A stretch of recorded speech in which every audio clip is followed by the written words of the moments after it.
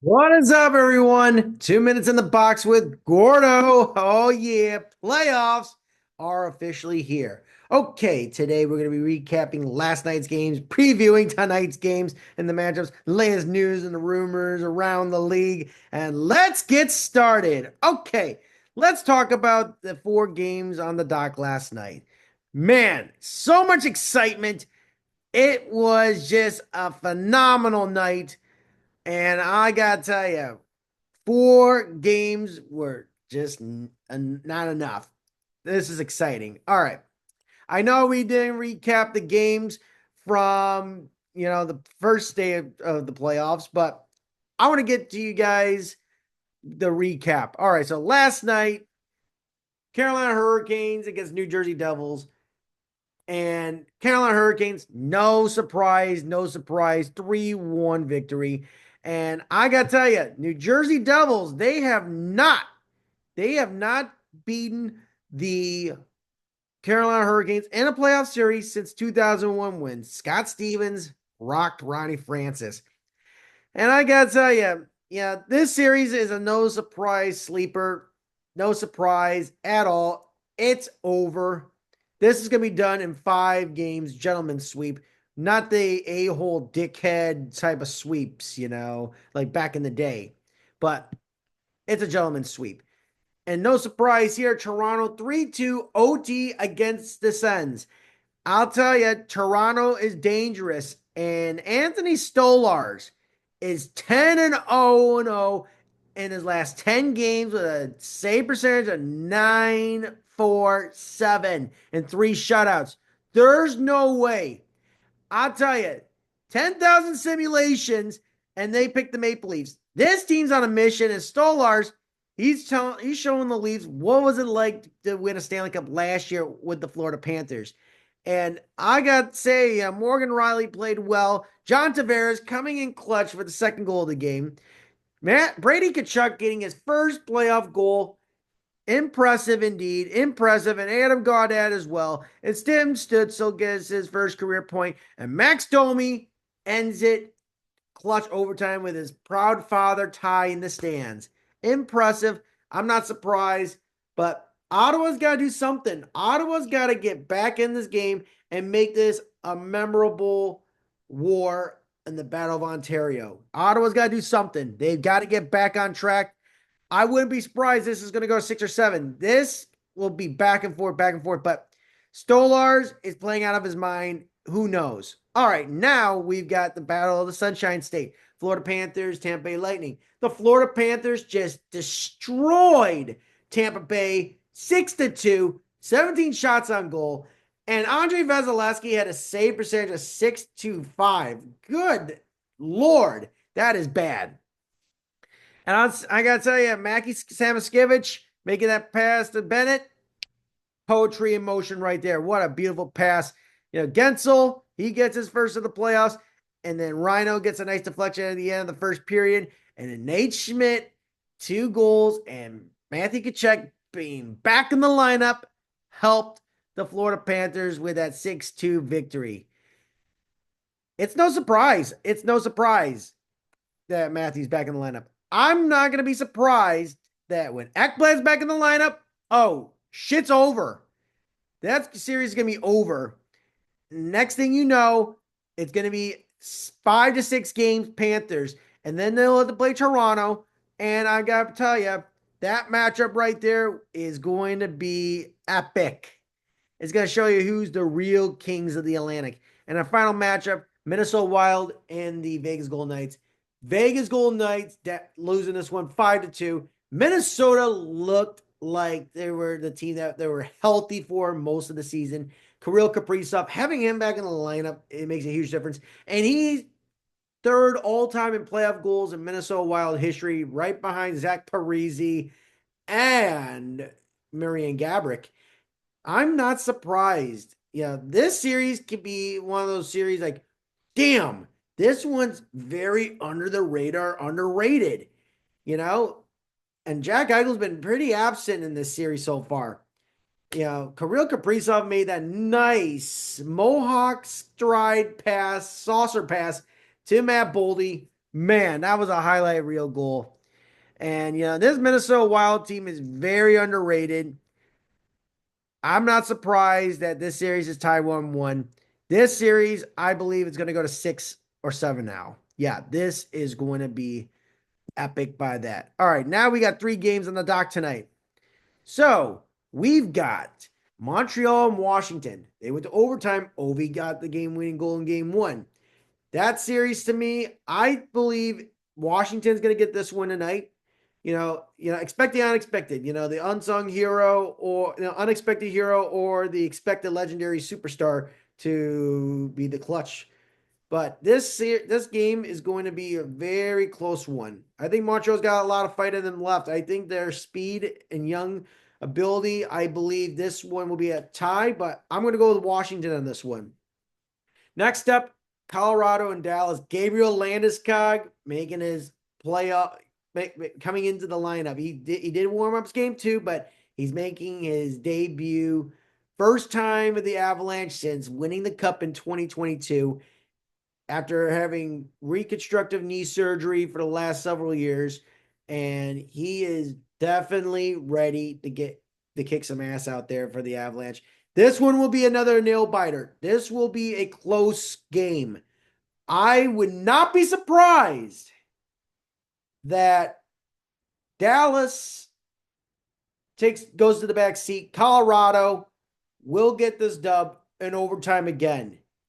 Wouldn't it be nice, like a fairy tale story, that Gabriel Landeskog's first game back gets a crucial game-winning, overtime-winning goal in the playoffs? That would be epic. Straight up epic. In the last game on TBS, it's the Edmonton Oilers and LA Kings. Kings are looking up to get 2-0. The Oilers are trying to rebound after losing a heartbreaking comeback. They almost prevailed, but they lost in overtime to the LA Kings. This could go either way.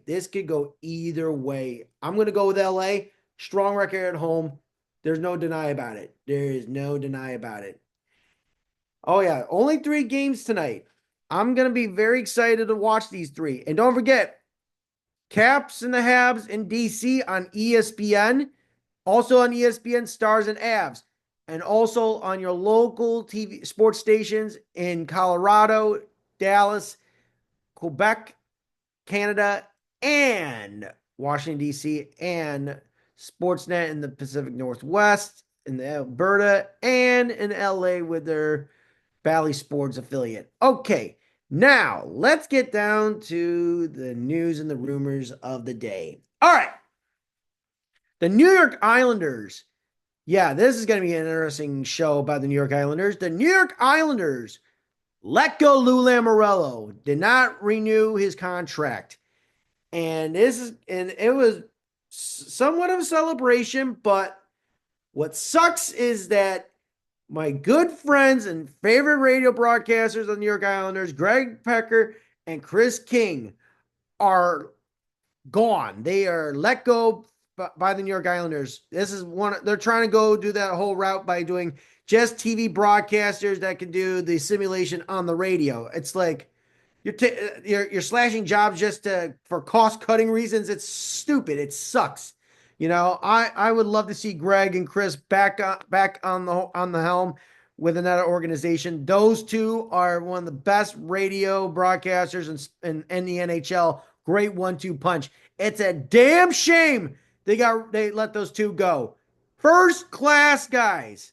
It sucks. You get rid of Lou, and it's joyful, and then all of a sudden it becomes not joyful. It sucks. The Islanders have a lot to do this offseason when it comes to their GM hunt.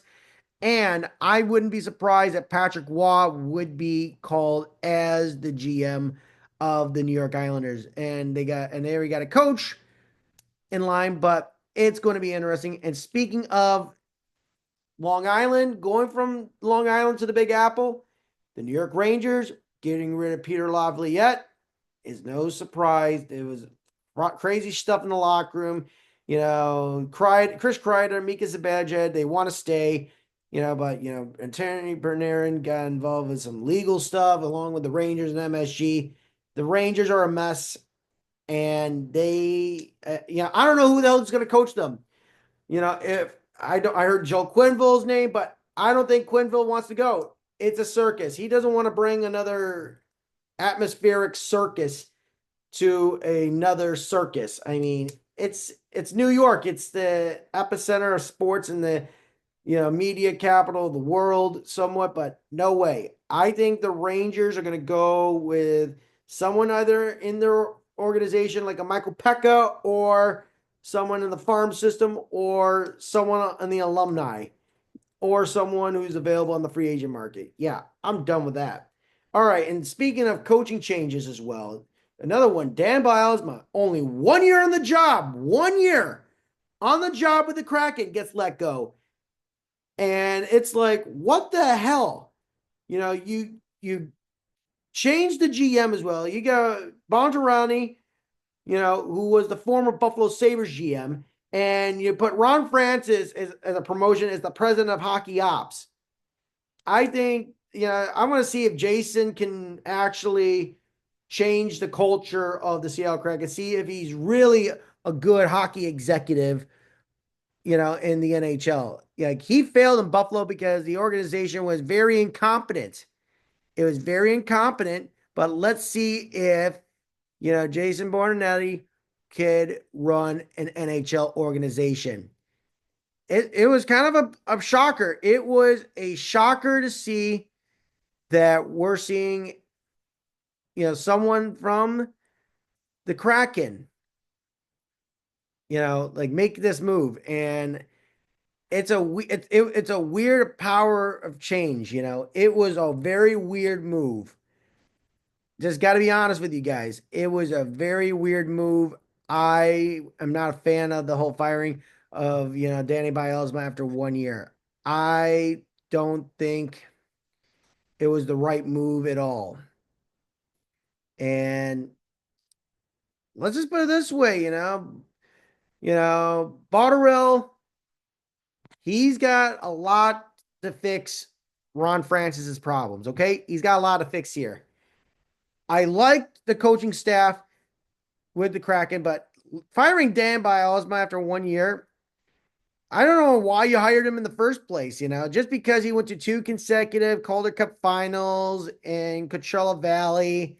I really think they should have, to me, they should have kept Dave Hackstall for another year. They should have kept Dave Hackstall for another couple years. I really think it was really stupid. And also, I'm just curious about, they're one of the assistant coaches for the Seattle Kraken. Like I'm just curious, maybe I might throw this out there as a crazy idea. All right. This is going to sound cray cray. All right. This is going to sound crazy. But what if this is going to sound crazy, guys? All right. What if that the Seattle Kraken promote the first female coach, Jessica Campbell, as the next coach of the Seattle Kraken? You heard it here first. Jessica Campbell will become the first female full-time coach in the NHL. She'll be the first female head coach of the Seattle Kraken and in the NHL in history. I wouldn't be surprised.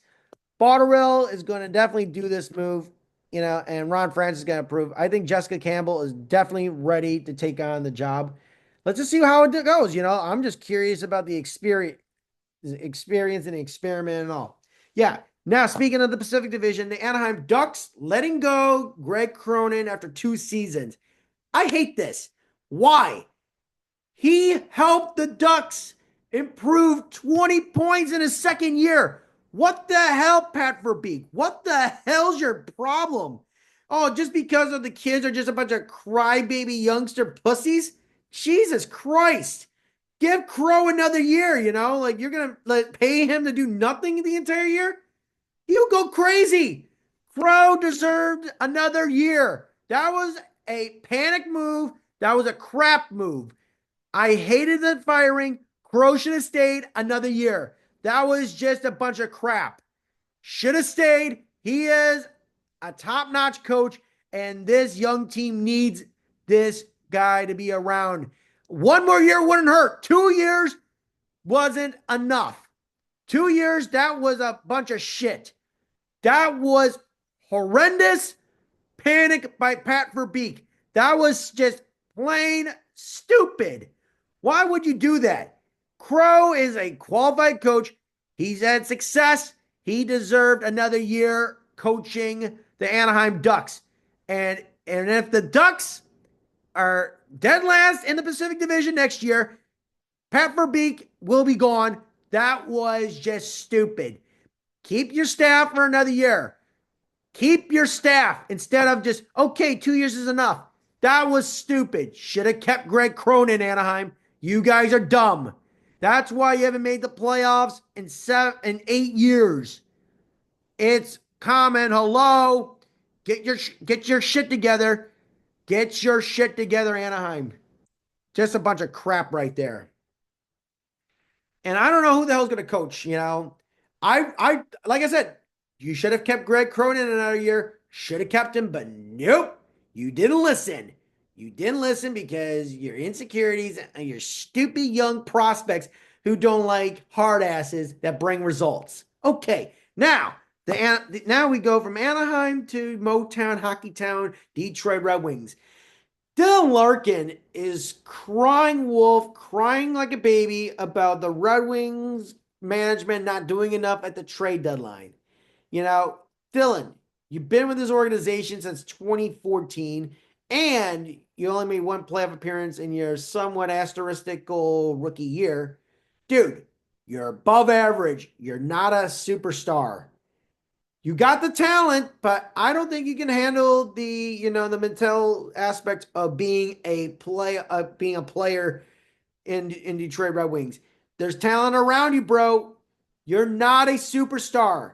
You know, Steve Yzerman did everything he could to get the Red Wings into contention in the playoffs. You know, March was pretty much no madness right there. There was a lot of sadness because the Red Wings suck in the month of March. Peter Mrazek did great. You know, he's definitely staying there for another year. The Red Wings, they need some defensive help and some depth up front on the offensive side of things. But Dylan, grow up. Why the hell you gotta bitch and complain, you know? If you don't perform and bring to the Red Wings to the playoffs next year, maybe your ass is gonna get traded. You know, I am tired of you bitching and complaining. You should have said, yeah, we came close, but there was some issues along the way, you know, but don't go full blast on Steve Yzerman on this one. Yzerman's handcuffed by ownership. Ownership doesn't give a rat's ass about their investments anymore. They don't. They don't care. My advice to Dylan Larkin, don't get hurt in stupid tournaments. Stay healthy and consistent. Don't miss a goddamn game. And to top of all that, get yourself in the playoffs. It's a damn miracle Montreal made it because they never had a 4-year drought in that whole franchise existence. And the Red Wings have had the longest drought in their history. Get your shit together, Detroit. Chris Ilitch, if I were you, I would sell the team or spend money. I don't care about your man purse. Who cares? Get it together or the Red Wing faithful is going to turn their backs on you. All right, now, I'm tired of talking about the Red Wings and their incompetent ownership group. Steve Yzerman is still the GOAT of Detroit sports and hockey. They got a great scouting staff. They have a great all-around. Ownership is the worst in the NHL. They got to get it fixed, all right? Now we got the Vancouver Canucks. Jimmy Rutherford said something in the interview to the press.